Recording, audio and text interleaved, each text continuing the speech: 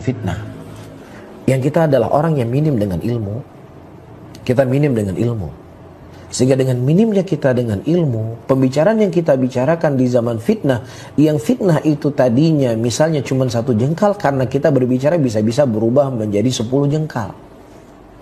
Makanya dari kecerdasan para sahabat Nabi SAW, ketika terjadi di zaman fitnah, ada sebagian sahabat Nabi pada waktu itu tidak ingin terlibat apapun dalam fitnah tersebut, bahkan mereka tidak berkomentar apapun.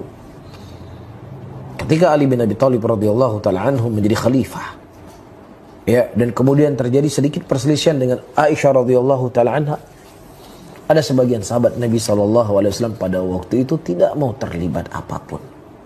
Tidak mereka ternukilkan apapun ucapan dari mereka. Karena mereka menyadari di tengah luasnya ilmu mereka, di tengah kuatnya idrok mereka terhadap sesuatu, ya, tetapi mereka tetap diam dan mereka tidak berbicara. Ini kecerdasannya mereka, ini kefakihan mereka.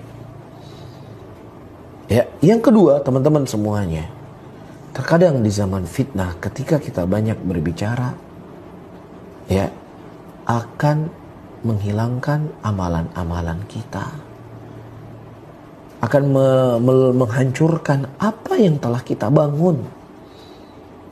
Ya, misalnya, ya, sesuatu yang telah dia korbankan dari hartanya, sesuatu yang telah dia korbankan dari tenaganya, sesuatu yang telah dia korbankan dari pikirannya, yang itu sudah tercatat di sisi Allah Subhanahu wa taala, yang akan dia petik ketika dia bertemu dengan Allah.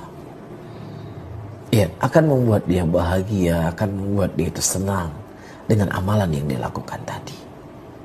Menyelamatkan dia dari nerakanya Allah. Taib.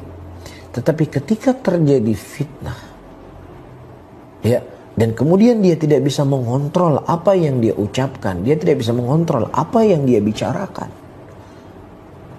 maka disitulah setiap orang akan menyebutkan, ya, jasanya, akan menyebutkan apa yang telah dia lakukan, apa yang telah dia korbankan, apa yang telah dia berikan, yang seharusnya itu para hadirin dan hadirat rahimani wa rahimakumullah menjadi sebab timbangan amalan baik di sisi Allah, tapi kemudian dia mengungkit-ungkit kembali dari pemberian yang dia berikan, dari jasa yang telah dia lakukan, hilang semuanya. Maka disinilah Nabi SAW memberikan petunjuk kepada kita. Ketika terjadi fitnah, kita harus menahan lisan kita.